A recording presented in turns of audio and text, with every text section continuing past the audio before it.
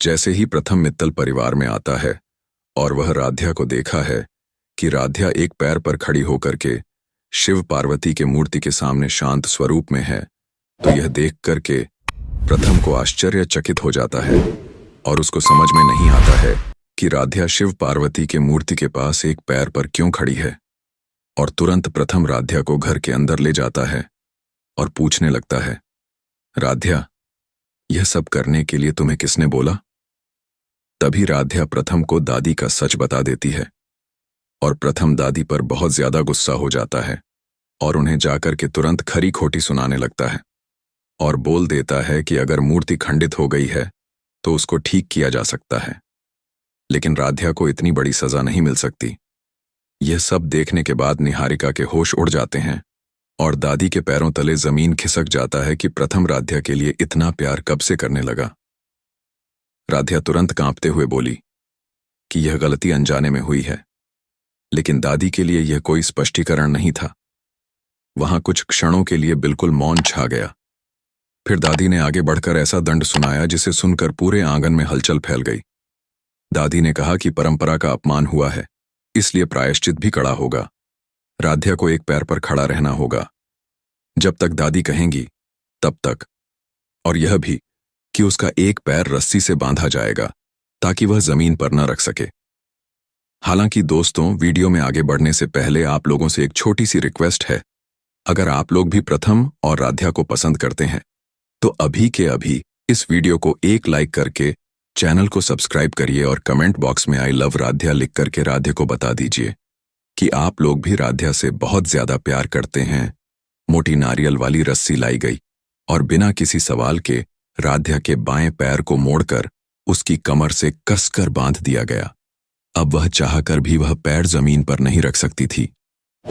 एक पैर पर खड़े रहना कुछ मिनट में ही शरीर का संतुलन बिगाड़ देता है, लेकिन राध्या से यह घंटों की सजा करवाना दादी को बिल्कुल उचित लगा। जल्द ही राध्या का शरीर कांपने लगा। उसकी आंखों में आंसू थे, लेकिन दादी के डर से वह बोल भी नहीं पा रही थी। उसके माथे पर पसीने की बूंदें चमक रही थीं और हाथ जोड़े हुए वह प्रायश्चित कर रही थी, या शायद अपने दर्द को छुपाने की कोशिश। इसी बीच प्रथम वापस घर के अंदर आया। वह कुछ बाहर का काम देखकर लौटा था। जैसे ही उसने यह दृश्य देखा कि राध्या एक पैर पर खड़ी है, बंधी हुई है और बुरी तरह कांप रही है, उसका दिल कसकर सिकुड़ गया। उसने आगे बढ़कर धीरे से पूछा कि यह क्या है राध्या? राध्या ने टूटी हुई आवाज में कहा कि गलती हो गई थी, दादी ने सजा दी है। प्रथम के चेहरे पर करुणा के साथ गुस्से की चमक भी दिखाई दी। उसने धीरे से लेकिन दृढ़ आवाज में कहा कि गलती इंसान से होती है, पाप नहीं, और तुम्हारी नीयत भी खराब नहीं थी। तुम डर और उत्साह में गलती कर बैठी। इसका मतलब यह नहीं कि तुम्हें इस तरह की अमानवीय सजा दी जाए। लेकिन वह फिर भी दादी की वजह से तुरंत रस्सी नहीं खोल सका। वह जानता था कि दादी छोटी से छोटा विरोध भी बर्दाश्त नहीं करती, पर वह वहां खड़ा रहा, राध्या को संभालने की कोशिश करता रहा। दादी पूजा कर रही थीं, लेकिन उनका मन वही नहीं था। उन्हें संशय होने लगा कि शायद राध्या ने पैर नीचे रख दिया होगा या कोई चाल चली होगी। वे अपने सख्त अंदाज में यह देखने आईं कि राध्या सजा निभा रही है या नहीं। उधर दादी के आने से कुछ क्षण पहले प्रथम के अंदर का संघर्ष अपने चरम पर पहुंच गया। वह यह और नहीं देख सकता था।